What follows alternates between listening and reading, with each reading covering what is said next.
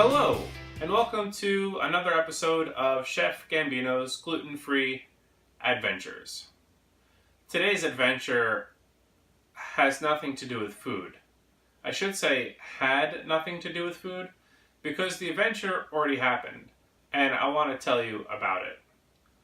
So, from the title of this video, it should be something like Chris does a car thing, or Chris fixed his car headlight, which is what I did.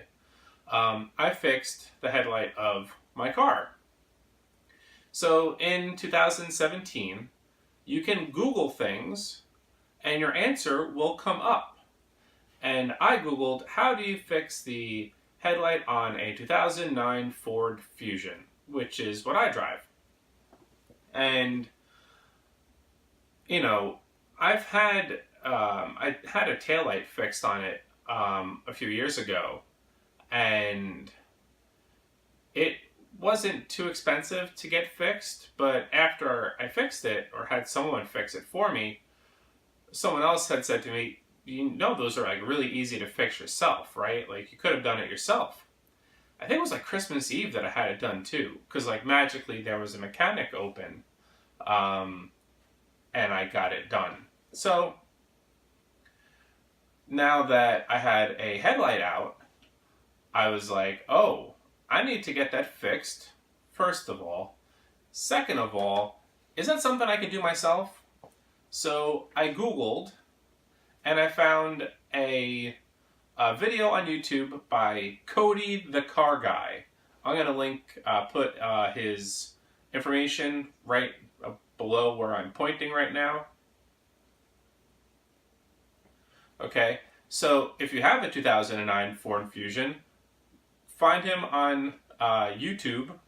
I'll put a link in the video on YouTube to his video on YouTube. And it was great. His tutorial was like really near perfect. And I'm going to explain why I say near perfect, but it was like really good. His video was 2 minutes long, and that's probably all you really need to do this fix, as long as you have the right tools. So let's talk about it. So this morning I woke up, it's Saturday here in New York, it's a cold one, and I said, okay, I have one objective today, and that is to get my headlight fixed. I do not want to get pulled over, and I want to not have to drive with my high beams on, just so that I can see in the dark and not get pulled over. So I, last night on the way home, I stopped at AutoZone, and they had a 2-pack of bulbs for about $29. I think it was a little less than $29. And I said, okay, that's if I want to change both bulbs. And if you're unsure what kind of bulb you need, changing both is a good idea. And if you want to change both because you want new, brighter, or fancier headlights, you can always just buy a 2-pack. But I only needed one bulb because only one was out. And the other one hasn't had any issues. If it does have issues, then I'll just buy another single bulb. So I didn't buy the bulbs at AutoZone yesterday because I really thought that I could find it for less elsewhere. And I did. I found it at Walmart. I don't feel bad going to Walmart because, you know, I didn't go to AutoZone, so I went to Walmart, right? It's not like a mom and pop shop of car parts, like, oh, I didn't go there, so I can go to Walmart instead. Like, I'm not putting any mom and pop shops out of business otherwise, though I don't know if there are any like that in New York, where I live. So yeah, so I looked at Walmart, and I was able to find a single bulb for $11, or a little less than $11. And if that's all I had to spend on a bulb, that would be great. I did look at their auto center, because they do have a small auto center where they do small things like install wiper blades, install batteries, tires. They do oil changes, and they have like a lube center. So they do very minimal things, but change a headlight is one of them for like $7.50. not including the price of the bulb. So I thought that was like a really good deal. But I said, I'm going to do this myself because I'm a man determined. So I bought the bulb and I bought a pair of work gloves because if I'm going to be sticking my hands into the headlight, I don't want to get any cuts or burns. I want to be careful. So I bought a pair of work gloves. They were really good. They were a little under $5. They were like Gorilla Grip gloves. Really made it easy to get the job done. I was looking at a $2 pair of gloves that were like a little bulkier, leather padded. I don't think I could have done the job today if I was wearing those. So I definitely recommend if you're going to wear gloves because you're afraid of hurting yourself, get ones that are really well-fitting and not like too big. These were like really good. So bought the gloves, bought the bulbs. I did buy wiper blades and I replaced those. Those were a lot easier to do than the light bulb, but it really took almost about the same amount of time. So buy the bulb, I go back home. If you click on the video that Cody made, you'll see what it entails. And the first step after you turn your wheel to the left, exposing the bulb, or to the right if you're doing it on the other side, because it's right behind the wheel well, you need a screwdriver, a Phillips head screwdriver, and I have those. But when you're trying to get in there, it's a little tight of a space. And this is like the one thing that I wish Cody would have mentioned, is that if you're going to do this job, do it with a stubby Phillips head screwdriver, like one that's about this big. Because if you go in there with a standard screwdriver, you're not going to get enough leverage and torque to really turn the screw. You really need a stubby screwdriver.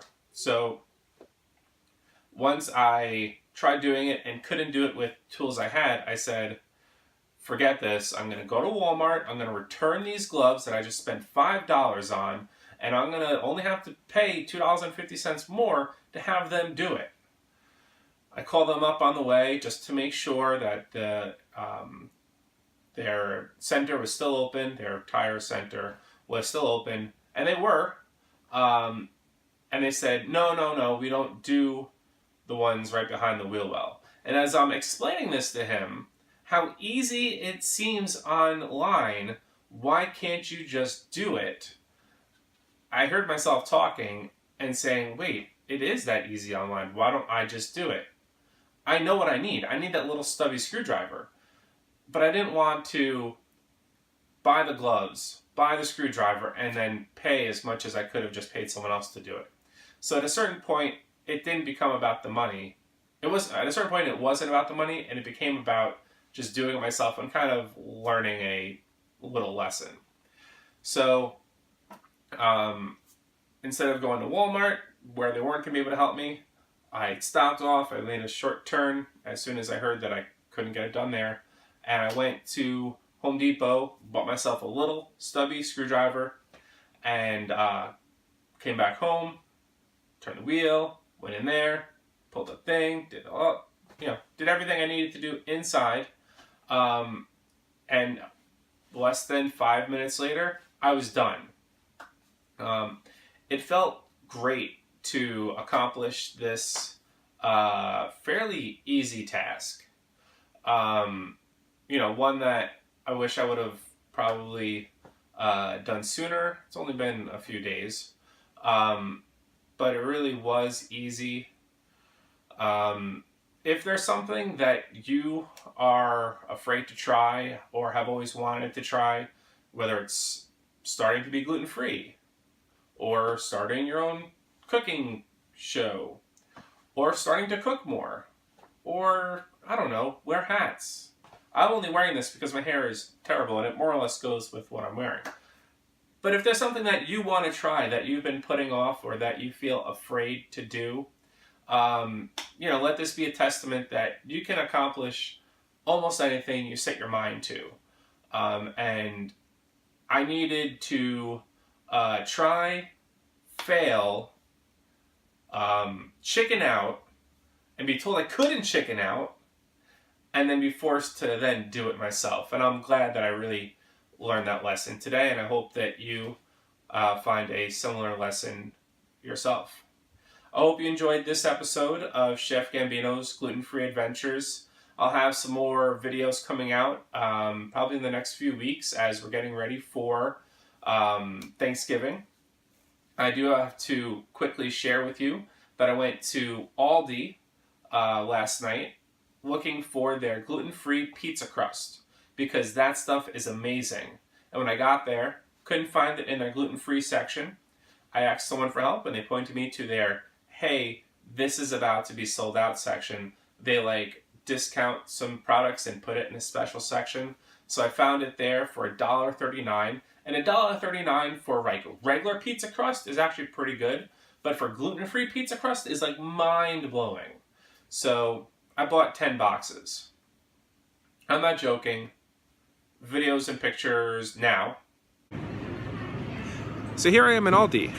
And when I did my pizza video, I said I gotta buy as much pizza as I can here because the gluten-free pizza crust from Aldi, made by G-Free, is the best stuff ever. And if you haven't been to Aldi to check out their gluten-free stuff, you better. And check this out, ready? It's on sale.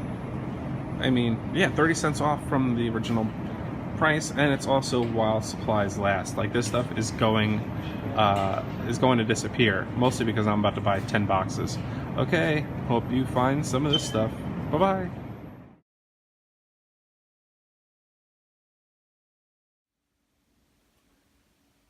I told you I wasn't joking. So that was awesome. I really got a high from that. But while I was there, I also bought some other gluten-free items that are going to be great for the holidays. They're really going to come in handy when everyone else is eating their yummy Thanksgiving food and I'm gluten-free in the corner. But I won't be gluten-free in the corner. I will be gluten-free out in the open, and there's going to be a little CG next to the GF food. This is Chris Gambino's, or Chef Gambino's, gluten-free blank. You'll find out what it is. You can have some, but make sure he gets a good majority of it because he can't eat your stuff in. Or other Thanksgiving things. Anyway, stay tuned for more videos. Have a great one, and thanks for watching Chef Gambino's Gluten-Free Adventures.